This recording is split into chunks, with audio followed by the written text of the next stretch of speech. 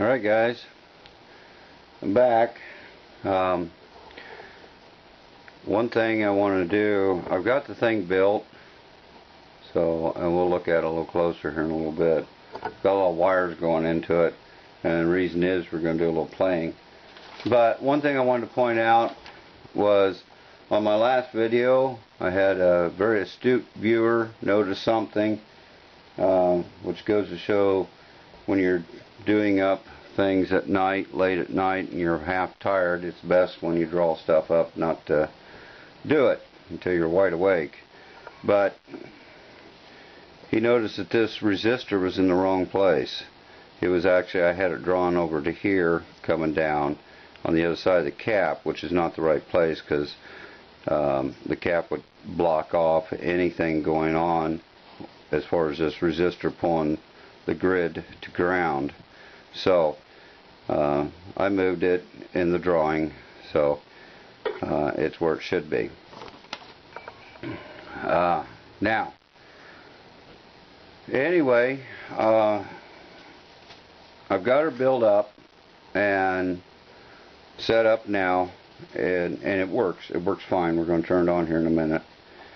But remember, we did just basically what that schematic showed, and which means there's virtually no decoupling caps or anything else. Now there's some hum in it.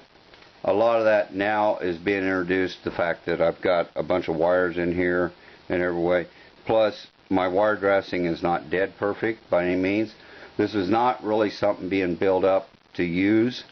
It's more for just a teaching thing. So it's not like I'm gonna, if I was gonna build it up to use, there'd be a few changes I would definitely make in it, and we'll talk about those as this video series goes along. So now the caps are in here, just coupling caps. Basically,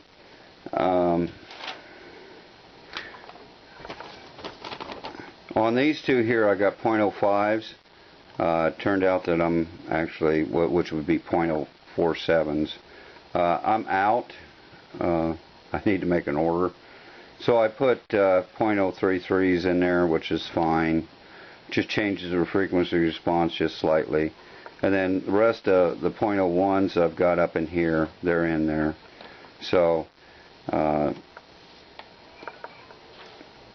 but the ones that's in there is fine. Now we'll go ahead and turn it on and listen to it. Basically the way I've been varying the volume is I did put a control on the input, but not actually in the set. I put it in,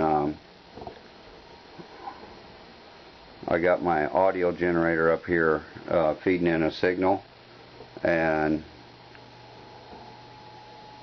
right down here I've got a control that it feeds into and then feeds into this.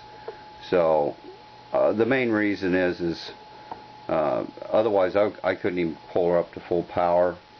We'll crank her up a little bit,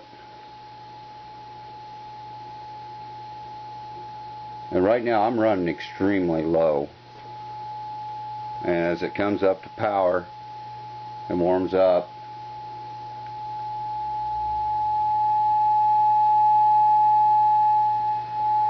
and if I actually crank this little volume control,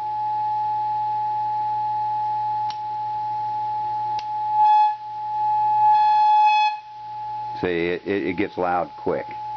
If I didn't have that in there, I would actually have to run down to my audio generator to the lowest setting it's got, and it don't put out a lot of power. I'd have to run it as low as possible and run about half the voltage in, or a little less than half the voltage into the unit. So she's quite sensitive.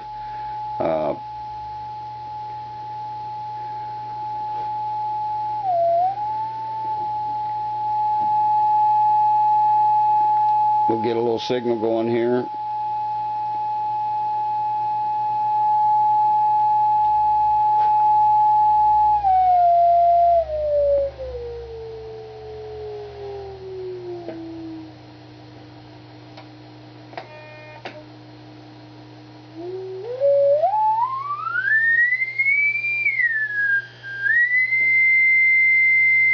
It's a little more responsive to the higher frequencies. And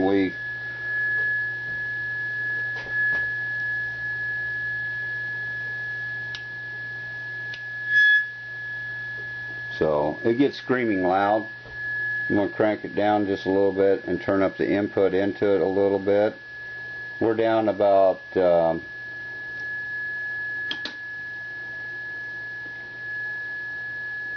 about 80 volts in, and that's still awful loud.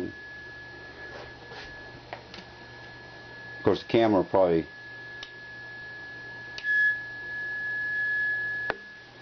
nullify it a little bit. So, show you what we got on the scope. Now, it's got some waviness in it because all the wires in there and some of the dressing, the wiring dressing of the unit itself also is not perfect. So this little waving that's going in there, that's 60 cycle or 120 cycle, somewhere in there. The first thing we're going to put in is, I don't have a bypass cap on the output tubes, so we'll put that in there and see if that helps. Didn't seem to change it much.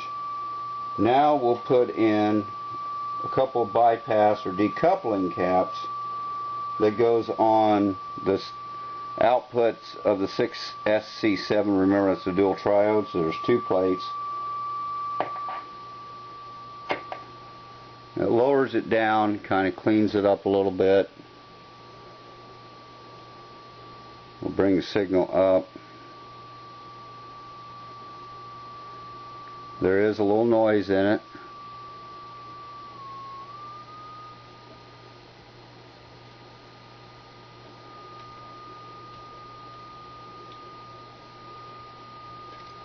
But if we increase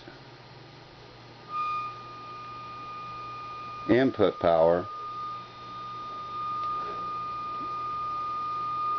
it starts cutting the noise out. Now I can put a decoupling cap, and I've already tried it on the first tube, and that helps. And these values I'm using is 0.01. They'd probably be better if they were a little bit higher in value, because I'm taking some of the signal. You notice the signal went down when I put the decouplers in. I'm taking some of my signal down. Of course, part of this also is the wiring itself, plus the scope itself, this probe being in here. Everything doesn't help matters either. If we go to times 10 on it, it helps some. That increases impedance, but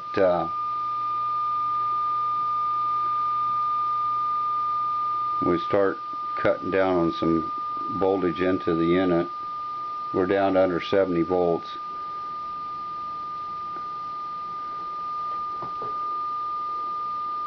And we still have a little bit of noise. So I really think a lot of that noise is coming from the fact that we've got all these extra wires in here.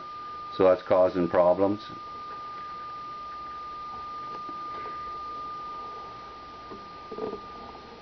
Now, whoa, sorry about that. That was my fault. Didn't have the thing tightened. I got all the wires, going inside here, and just move my hand in and out without the decouplings would make different noises. I'm going to pause the video here for a second, mainly because my camera's belly aching at me about battery strength. So with this camera, it just takes regular batteries, so I'm going to have to change the batteries in it. We'll be right back. Alright, I'm back. Hopefully this will work alright. Now, so let's take you down and let you kind of look at it. I'm going to clear out some of this stuff that's in here, and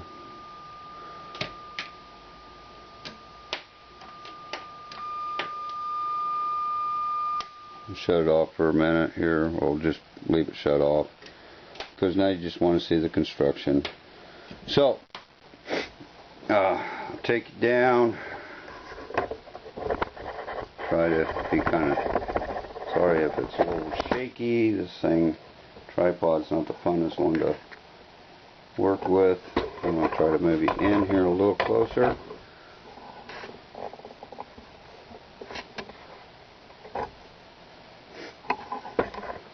And we'll try zooming in. We'll go over this a little bit. And we'll talk about some changes that can be done. I did not do here. And we'll talk about those. If I was going to build this thing up, one thing I did was, let me get a pointer on this, and let me go ahead and drop you down a little more here. Bear with me.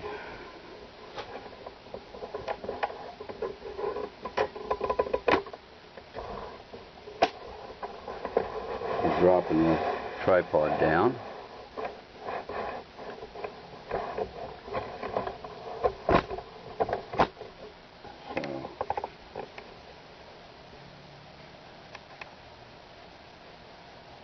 Start down here in the low part. When I pulled the filament supplies in, what I did was I took one side to ground, and that works fine for radio and stuff, but for a fairly sensitive audio amplifier with several stage amplification, it'd be best not to do that and just daisy chain with one single wire and taking all the tubes to ground. Your ground plane is going the return path of the chassis. It can be picking up some of the 120 hertz and stuff, or the 60 hertz from this line, and then feeding it back in, radiating out through some of the other wiring. So the best way to do that is actually pull your filament string with a twisted pair, coming straight from the transformer, go to your first tube, and then twisted pair from there to the next tube, and so on. Back this out. So that's one change that could be done to help eliminate any type of hum in it, is just run your filament chain completely separate from ground and just make them a twisted pair. That way it'll eliminate any noise on them from getting into the chassis and also affecting the other wiring. The other thing too is inputs and outputs need to either be as short as possible or coaxial or twisted pair. And even though I got my input fairly close right here, it's a large unit. It would probably be better if it was shielded and or even moved even further away from the rest of the unit, and then run either a coax or a twisted pair of lines back to the input tube. Of course, other things to do is make sure that your B plus is kept close to the chassis. And then also anything that's got AC on it, such as the wiring coming into the transformer and stuff, just twist those as well and keep all that as a twisted pair. Now, a lot of times, in a lot of your high-end, you end up basically twisting everything. Every wire coming out of this transformer will be in a twisted pair with everything. The other thing too, mounting of the audio transformer, I had just a certain lead length, so I just mounted it below, but it'd be better if it's on top than underneath or on the speaker, as a lot of radios do, and that would help. So these are just some basic ideas of different things that, to help. And of course, decoupling all the stages helps quite a bit. Although noticing that coming across this resistor here with a capacitor, bypass capacitor, seemed not to have a heck of a lot of effect. And in a lot of cases it doesn't, as long as if there's not much noise in here. Basically, leaving it off gives a great way of having some negative feedback to reduce distortion in here. And I wasn't really looking for distortion too much on the scope. It didn't really have much, so having it in or not in is basically, on this particular design, is not that important. And they do say that in the book, that they basically, the design that they came up, the values that they came up with is such that it kind of reduces distortion. Now, sizing of the caps here, and here. What the book shows is one value. It showed at the low frequency in response of 100 Hertz. The high end matters not. The design is such that the high end frequency response is well beyond hearing, human hearing. The larger the cap that you put in here, works out that you lower your you have a better low frequency response. Will have no effect on the high end really to speak of. At the low end, it does bring it down. So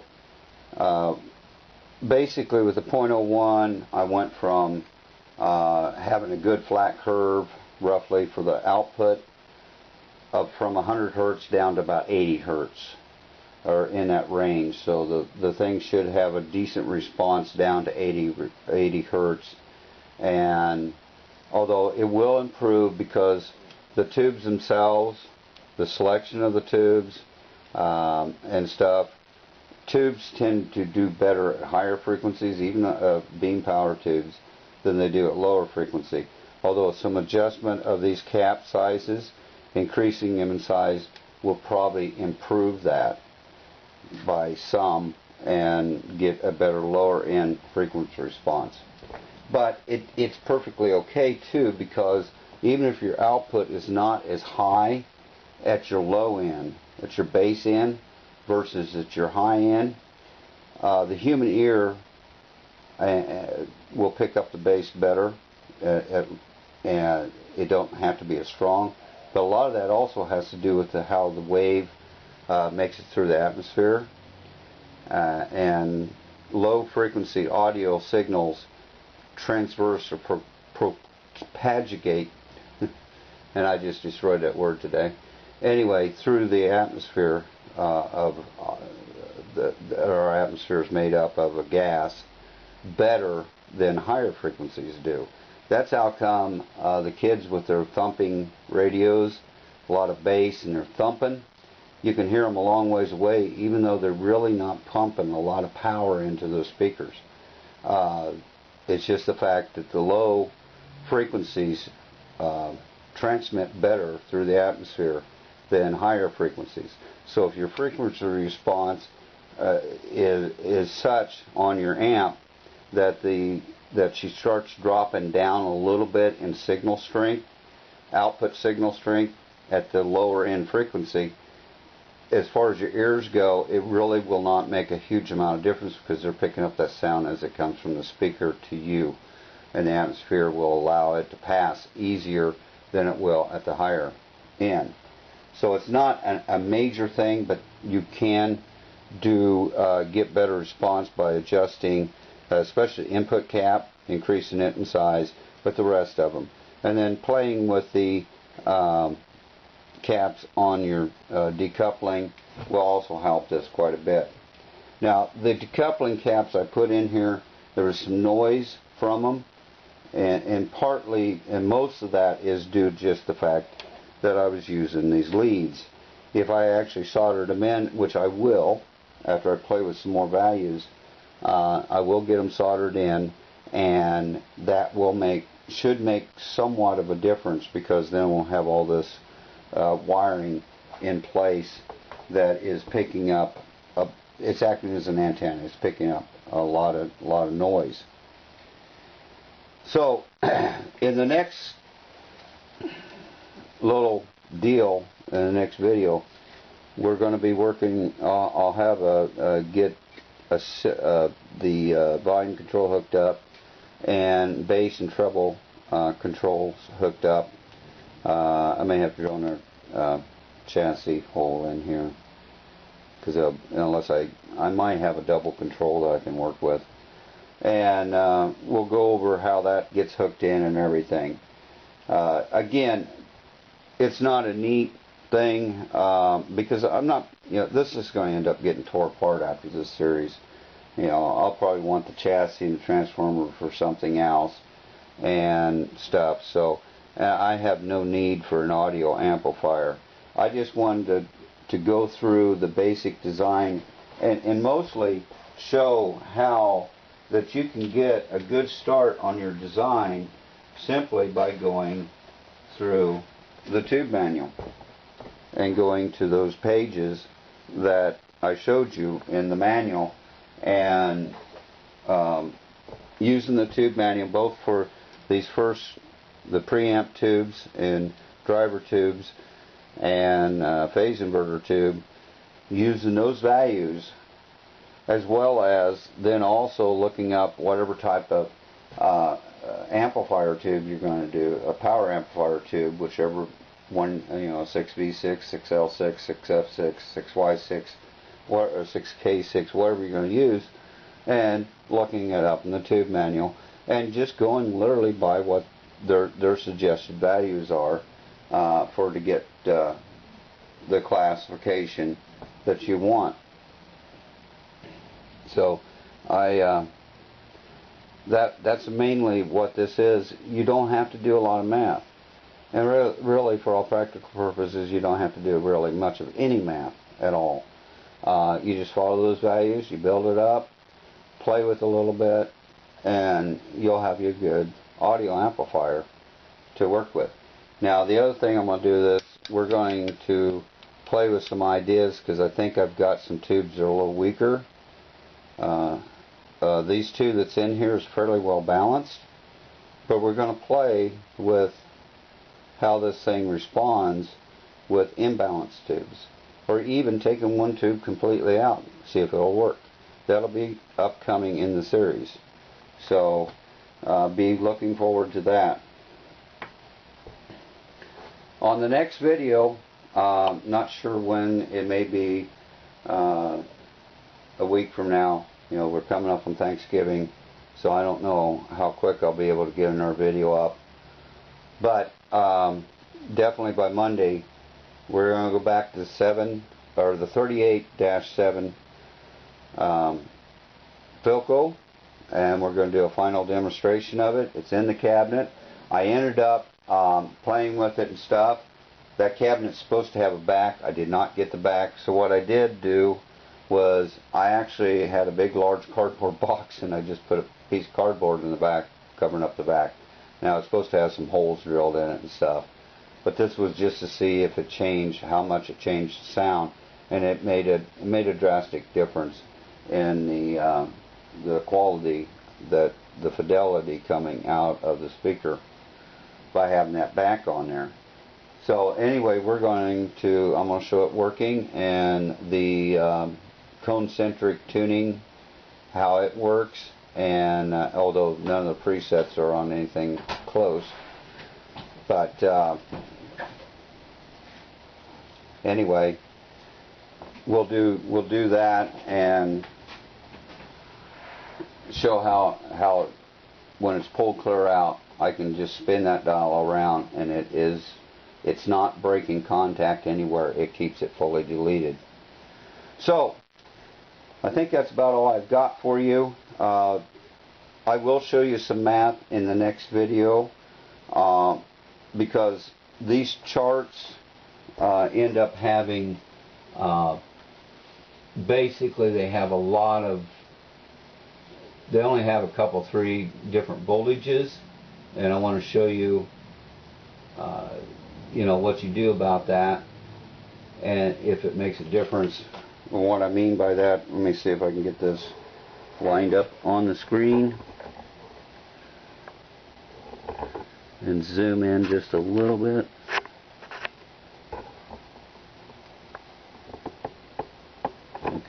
if you notice, we got 90 volts, 180, and 300 volts. What if your power supply don't have anything like this? You know, maybe you're 200 volts, maybe you're 250, maybe you're 350, maybe you know, it's 160, 170. And I'll go over, is there any differences in what effect does it have if your voltages are a little different. So there's a little bit of a math on that. It's not major, it's no big deal. And we'll talk about that. So, that being said, that's about all I've got for you. If you like the video, you know, give it the big thumbs up. And if you're new to my channel, you just popped in on here and you like seeing stuff dealing with theory and working on tube equipment and the like, and restorations and building stuff, then you know, please subscribe, and that way you'll know when the next videos are coming out. You'll get an email or something telling you. So until then, some of you guys has commented. I have to get back to them. But thanks for your comments. Thanks for your support and everything. So we'll see you on the next video. Thanks for watching.